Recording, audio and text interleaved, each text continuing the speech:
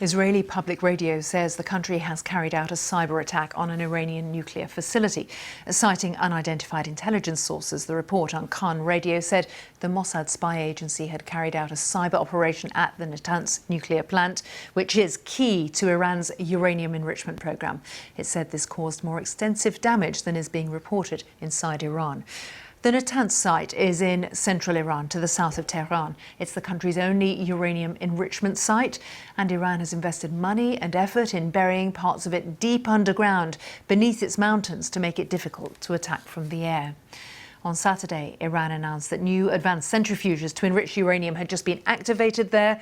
This is in a breach of the country's undertakings under the 2015 nuclear deal, which was, you may remember, abandoned by President Trump, and just days after talks aimed at reviving the deal resumed between the new Washington administration and Tehran.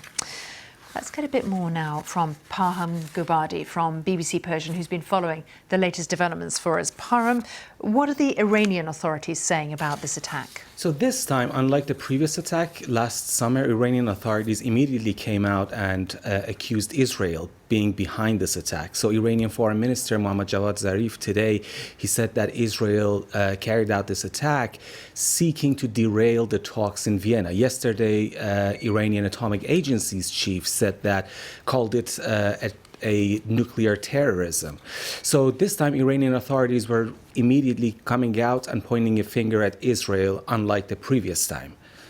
And how would you describe the Iranian stance towards that diplomacy, that effort to revive the international deal? So Iran knows that at the moment it has this nuclear negotiation has some adversaries, some regional adversaries who are not pleased with the negotiations, such as Israel and the and Saudi Arabia. Also within Iran, there are Iranian hardliners who are not at all pleased with this. Like Iranian MPs are coming out one after another saying that, you see, again, we are stabbed in the back while we are showing honesty to the West. So technically, Rouhani's administration is fighting two different fronts with Iranian hardliners and regional adversaries who do not want these negotiations lead to any fruit.